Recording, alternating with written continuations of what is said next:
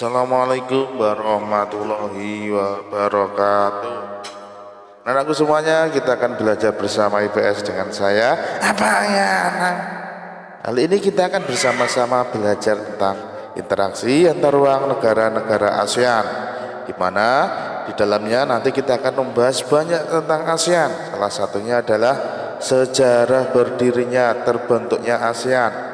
Ada juga tujuan adanya pendirian ASEAN, struktur organisasi ASEAN, dan juga sekretariat jenderal ASEAN, di mana dari semua itu tujuannya supaya kita tahu sejarah ASEAN, di mana latar belakang terbentuknya ASEAN adalah kawasan Asia Tenggara yang memiliki sejumlah negara dengan kemiripan latar belakang sejarah yang sama, yang mirip, seperti halnya nenek moyang, kebudayaan, hingga hampir semua negara di kawasan ini pernah dijajah, kecuali negara Thailand yang memang tidak pernah dijajah oleh negara manapun dalam sejarahnya.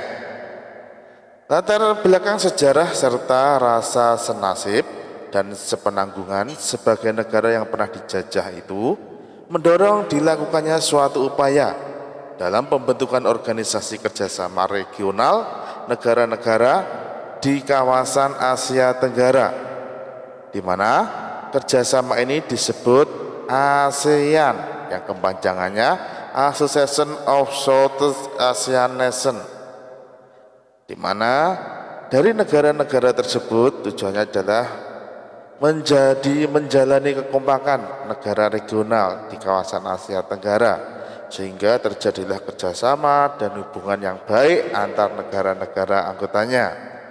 ASEAN dibentuk di Bangkok pada tanggal 8 Agustus 1967.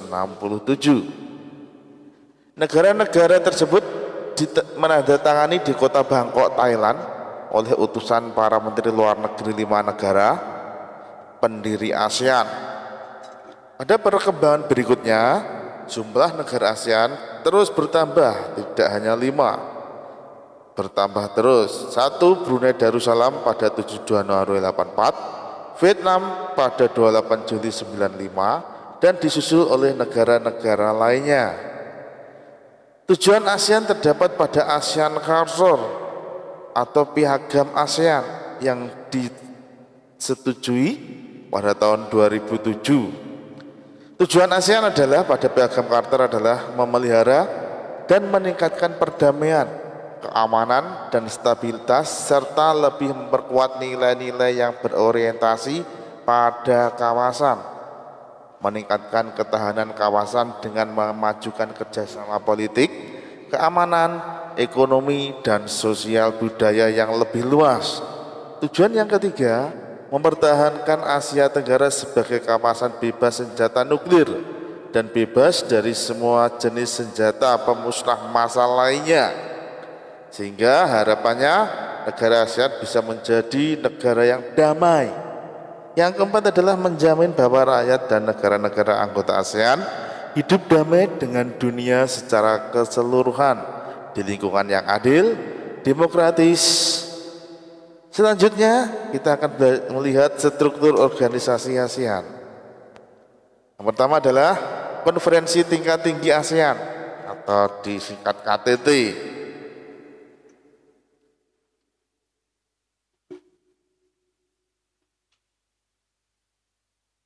Yang kedua adalah Dewan Koordinasi ASEAN.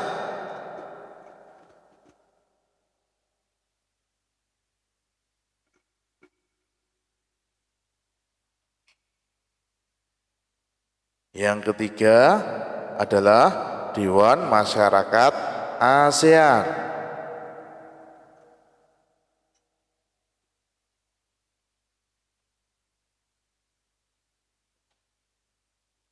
Yang keempat adalah badan-badan sektorial tingkat menteri.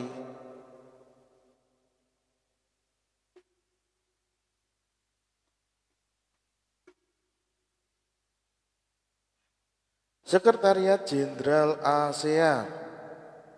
Sekretariat Jenderal ASEAN berkedudukan di Jalan Sisingamangaraja, Kebayoran Baru, Jakarta Selatan, dan digunakan sejak tanggal 2 Januari 1993, di mana tugas Sekretaris Jenderal ASEAN antara lain: 1. Melaksanakan pekerjaan sehari-hari yang dipertanggungjawabkan pada sidang para Menteri Luar Negeri ASEAN, membantu kelancaran dan perkembangan kegiatan ASEAN, meningkatkan pelaksanaan semua proyek dan kegiatan ASEAN, berperan sebagai media komunikasi antar ASEAN terhadap semua organisasi nasional, regional, internasional, dan lembaga lain di wilayah ASEAN yang berhubungan dengan wilayah negara lain. Ini adalah simbol negara-negara ASEAN, di mana lambang tersebut memiliki arti banyak sekali. Warna biru melambangkan keamanan dan kestabilan. Ada lagi warna merah bermaksud semangat dan dinamisme. Warna putih menunjukkan ketulenan. Warna kuning melambangkan kemakmuran. 10 tangkai padi melambangkan impian Bapak penemu ASEAN yang ke-10 negara ASEAN Tenggara bersatu dan bersahabat. Akhirnya dengan bersatu dan bersahabat bisa menjadikan ASEAN lebih kuat dan lebih maju dan lebih sejahtera. Oke anak-anakku semuanya, itulah sedikit tentang interaksi antar negara-negara ASEAN berkaitan dengan sejarah dan struktur organisasi dan awal dari sejarah terbentuknya ASEAN. Untuk selanjutnya jangan lupa untuk soal latihan silahkan klik link yang ada di layar. Kalian kerjakan dengan baik, dan atas perhatiannya Bapak ucapkan terima kasih. Tetap jaga protokol kesehatan, jaga jarak, pakai masker, dan yang satu adalah cuci tangan. Semoga kita semuanya tetap selalu dalam lindungan Allah Subhanahu wa taala, dan kita akan bertemu lagi di saat yang berbahagia.